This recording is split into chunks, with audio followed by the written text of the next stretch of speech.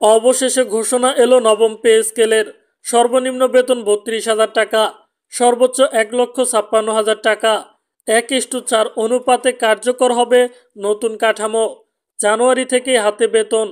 প্রধান উপদেষ্টা জানালেন বিস্তারিত তথ্য। তো দর্শক, ভিডিওটি শুরু করার আগেই একটা কথা না বললেই নয়।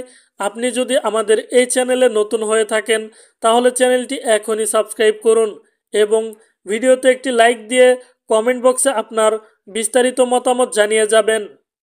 দেশ জুড়ে দীর্ঘদিনের অপেক্ষার অবসান ঘটিয়ে অবশেষে ঘোষণা এলো নবম জাতীয় পে স্কেল কার্যকরের। আজ পে কমিশন ও প্রধান উপদেষ্টার যৌথ বৈঠক শেষে আনুষ্ঠানিকভাবে জানানো হয়েছে নতুন বেতন কাঠামো ১:৪ অনুপাতে কার্যকর হবে। এর মাধ্যমে সরকারি চাকরিজীবীদের সর্বনিম্ন বেতন নির্ধারণ করা হয়েছে ৩২,০০০ টাকা আর সর্বোচ্চ বেতন ১,৫৬,০০০ টাকা, যা পূর্বের তুলনায় এক বিশাল পরিবর্তন বললেই চলে। দীর্ঘদিনের আন্দোলন ও দাবি দেওয়ার ফল এবার বাস্তবে রূপ নিচ্ছে।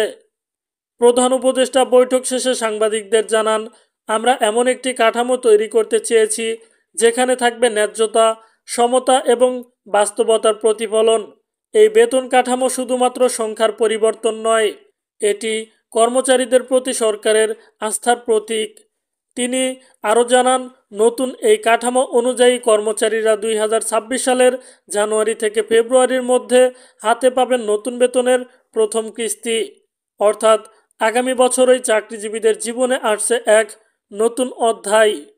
বেতন কাঠামোর পরিবর্তনের সঙ্গে সঙ্গে বদলে যাচ্ছে বেশ কিছু প্রশাসনিক ধারা। নতুন কাঠামোতে গ্রেড সংখ্যা কমিয়ে আনা হয়েছে যাতে কর্মচারীদের মধ্যে জটিলতা কমে এবং প্রমোশন ব্যবস্থায় স্বচ্ছতা নিশ্চিত করা যায়। অর্থাৎ নিচের স্তরের কর্মচারী থেকে শুরু করে উচ্চপদস্থ কর্মকর্তারা সবাই থাকবেন একই অনুপাতে উন্নয়নের স্রোতে। অর্থনীতিবিদদের মতে এই কাঠামো দেশের অভ্যন্তরীণ বাজারে নতুন প্রাণ সঞ্চার করবে, কারণ সরকারি খাতে বেতন বৃদ্ধি মানে ক্রয় ক্ষমতা বাড়বে সাধারণ মানুষের, যা প্রত্যক্ষভাবে প্রভাব ফেলবে বাজারে, পণ্য উৎপাদনে, এমনকি বেসরকারি খাতেও। তবে শুধু বেতন বৃদ্ধি নয়, সরকার এবার নজর দিচ্ছে দক্ষতা উন্নয়ন ও পারফরমেন্স মূল্যায়নের উপরও। প্রধান উপদেষ্টা বৈঠক শেষে স্পষ্টভাবে বলেন, যারা কাজের মান বজায় রাখবেন তারা পাবেন উৎসাহ ও প্রণোদনা, কিন্তু যারা অবহেলা করবেন তাদের জন্যও থাকবে সুনির্দিষ্ট মূল্যায়ন ব্যবস্থা। এই ঘোষণার পর থেকেই প্রশাসনের ভিতরে এক ধরনের ইতিবাচক সাড়া পড়েছে। বিভিন্ন দপ্তরে এখন চলছে হিসাব নিকাশ, কার বেতন কত হবে, কোন গ্রেডে কত শতাংশ বৃদ্ধি পাবে, সবকিছু নিয়েই শুরু হয়েছে নতুন উত্তেজনা। অন্যদিকে সরকারি কর্মচারী সংগঠনগুলোর নেতারা জানিয়েছেন, এটি সত্যিকারের একটি ভারসাম্যপূর্ণ কাঠামো। ১:৪ অনুপাত মানে হচ্ছে নিম্নপদস্থ কর্মচারীরাও এখন মর্যাদার সঙ্গে বাঁচতে পারবেন। দীর্ঘদিন পর এমন সিদ্ধান্ত এসেছে যা সবাইকে সন্তুষ্ট করবে। তারা আরও দাবি করেছেন, এই কাঠামোর মাধ্যমে কর্মচারীরা আর নিজেকে অবমূল্যায়িত করবেন না, বরং সবাই অনুভব করবেন তাদের কাজের যথাযথ মূল্যায়ন করা হচ্ছে। অবশ্য বিশেষজ্ঞদের মতে এই কাঠামো বাস্তবায়ন করতে গেলে সরকারের প্রাথমিক ব্যয় কিছুটা বাড়বে, কিন্তু দীর্ঘমেয়াদে এটি দেশের অর্থনীতির জন্য ইতিবাচক প্রভাব ফেলবে, কারণ বেতন বৃদ্ধি মানে আয়ের সঞ্চালন বৃদ্ধি, যা অর্থনীতিকে আরও সক্রিয় করবে।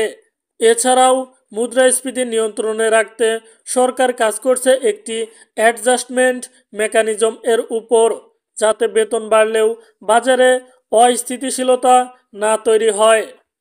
নতুন কাঠামোতে পেনশন, হাউস রেন্ট, চিকিৎসা ভাতা এবং পরিবহন ভাতার ক্ষেত্রেও আনা হয়েছে কিছু পরিবর্তন।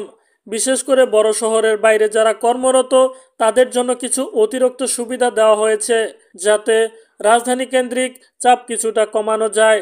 এর ফলে অনেক কর্মকর্তা কর্মচারী এখন আশা করছেন জেলা ও বিভাগীয় শহরগুলোতে থেকেও তারা ভালোভাবে কাজ চালিয়ে যেতে পারবেন, যা একদিকে প্রশাসনিক বিবেককেন্দ্রিক কারণে সাহায্য করবে, অন্যদিকে সেবা আর তৃণমূল পর্যায়ে পৌঁছে যাবে।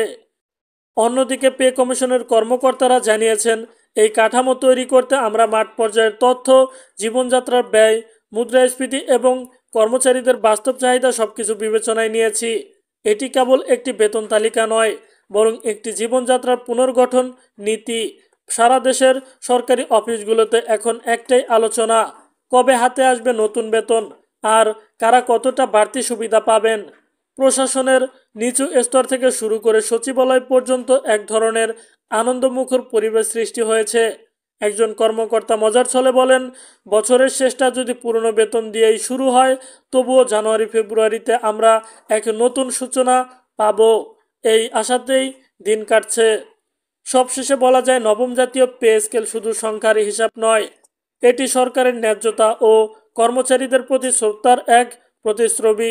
এই কাঠামো বাস্তবায়নের মাধ্যমে প্রশাসনে আসবে নতুন গতি, কর্মচারীদের জীবনে নতুন আশা এবং দেশের অর্থনীতিতে এক নতুন অধ্যায়ের সূচনা হবে।